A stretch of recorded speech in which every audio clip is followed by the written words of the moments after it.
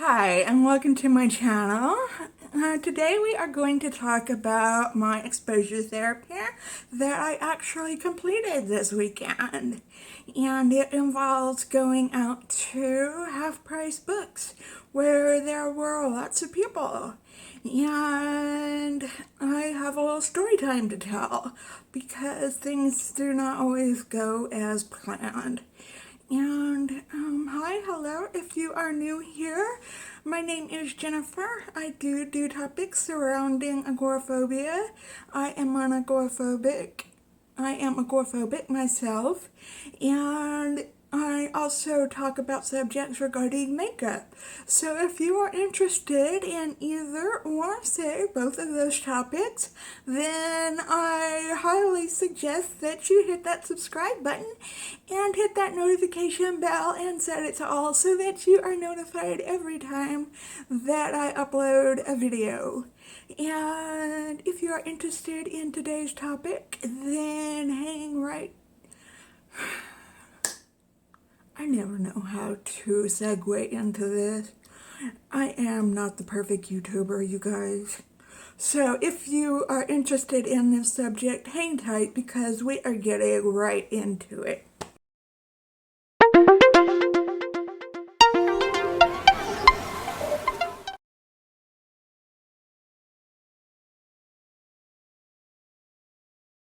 Okay, so I had planned as part of my goals to go to half-price books as one of the things I wanted to do. And I decided that yesterday would be the day I was going to do it with my husband and with my kids, my daughter and my son.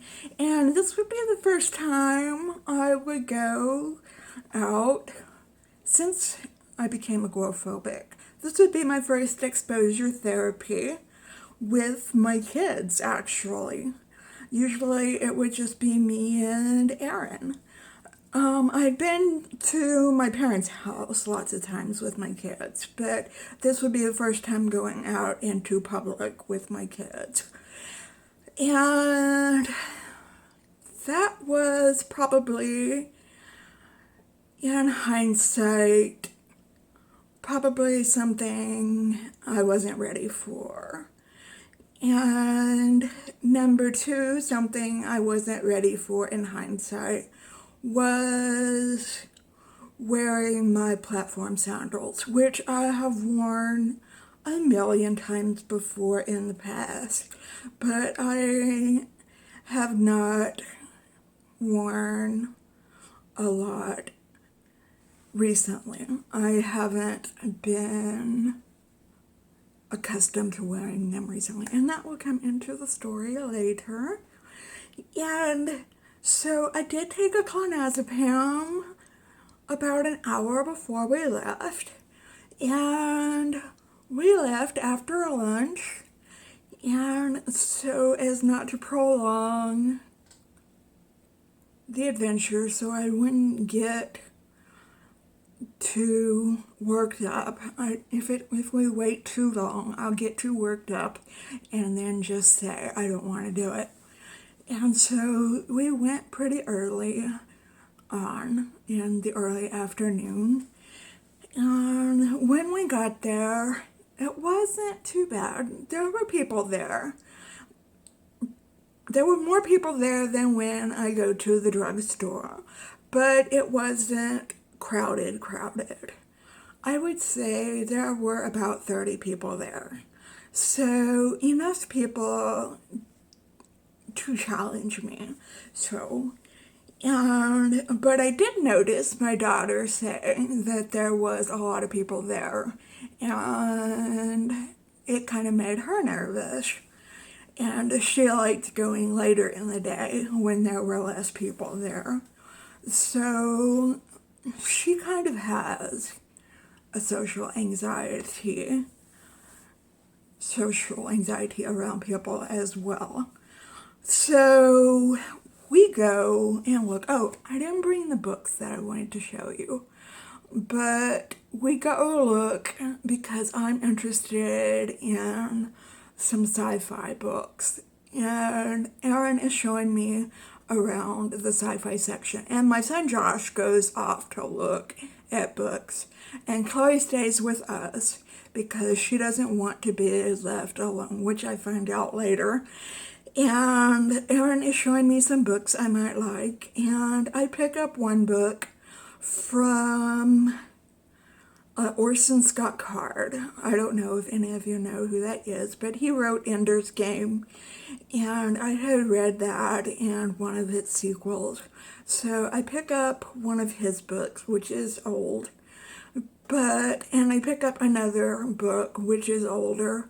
But if any of y'all have any sci-fi, especially space sci-fi books that y'all recommend, please leave them in the comments below. I like books like The Martian and the other book that author wrote, I think was called Artemis. I really like books like that a lot. And, well, I pick out a couple of books, and then we go and look, and Josh has already decided what he wanted and has already come back to us. So we go to the teen section, and Erin is showing Chloe some books that she might like. And here comes the next mistake we make, is that myself and Erin and Josh go and leave Chloe there so Erin can go look at the computer books, because I don't want to be left alone and Josh doesn't want to be left alone. So we follow Erin over to the computer books to look. And then Chloe comes over to us, and she's throwing a big fit, saying that we had left her behind, and how could we have left her behind, because she didn't want to be left alone. And Erin didn't find anything that he wanted, so we follow her over to the manga section. And by this point, I am kind of losing my patience in being there. And we let her look for quite a few minutes. And then I tell her that I'm ready to leave. And she says, well, I'm not ready to leave. So we start to, yes, and at this point, I'm not very proud of myself. We start to get into a fight in the half-price books. I, a grown adult, start to get into a fight with a 12-year-old about when we're going to leave the store. And I get pretty heated, and I start to have anxiety, and my fight or flight mechanism kicks in, and I make a scene and pretty much yell out that I am ready to go home. And Erin tells Chloe she has 1 minute to look, and I am just standing there having an anxiety attack, basically. And Chloe looks for about a minute, and then we gather our stuff and go pay for it.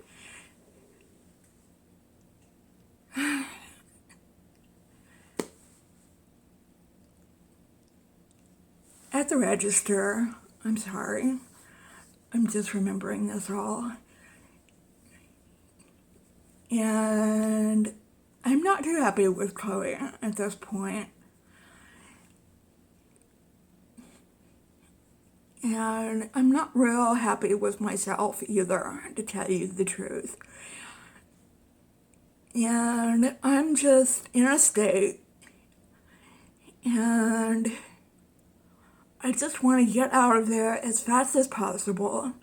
So we leave the store, and as I'm walking fast, Karma decides that it's not going to let me get away with the little hissy fit that I threw in the store. and I trip over my platform shoes and fall and hit the concrete pretty hard. And all I am thinking as I'm falling, I'm thinking, oh God, who's watching me fall? And after I hit the deck, all I can think of is, I am so glad that my wig didn't fall off of my head, and is my wig straight on my head? And that is all I can think of. Man, how vain am I? So Aaron picks me up and we assess the damage, and I just have some marks on my hand and right there.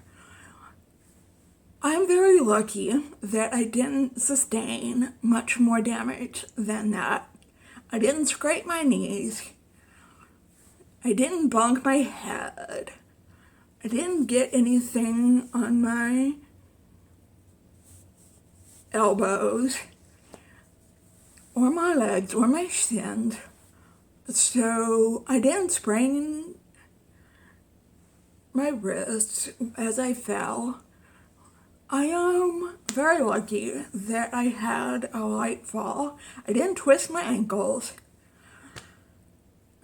So I get up and I get into the car, and of course, to top off my anxiety attack, I just start bawling. And yes, I cry in front of my kids because I don't believe that you should hold back your emotions in front of your kids. And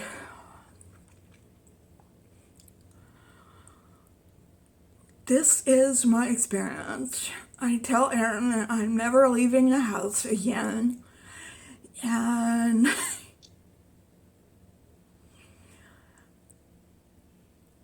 we get back home and I tend to my wounds. And I put on my nightgown and take down my hair and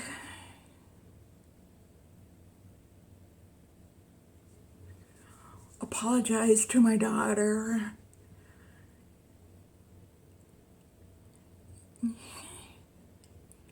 And I just don't know if this was a win or not. It could have gone so much worse, I think. So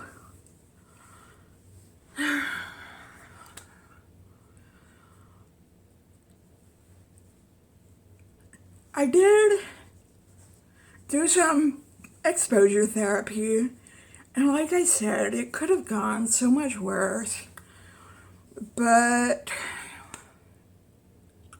I don't think I'm going anywhere for a while.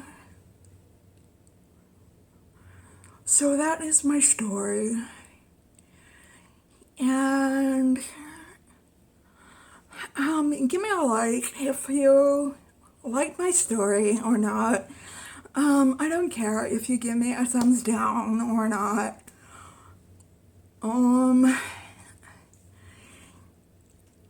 Yeah, leave me a comment down in the comments. Let me know what you think. And, yeah, I hope you guys are having a great day out there today. And I hope your day is going better than my day went yesterday. And if you are having a rough time, I hope your day gets better. And if you're having a particularly rough time, like me, I'm still trying to get over this. Just know that time will heal your wounds. And that just remember to stay strong and stay healthy and stay safe. And to all of you out there, things do get better. And I am not giving up. I am still out there fighting the good fight. And I probably still will try to go out next weekend and do something. But I'll probably leave the kids with the grandparents this time. And I'll probably wear different shoes. So, alright, I will talk to you guys later. And remember to like and comment. And I will see you guys later. Alright, see you next time. Goodbye.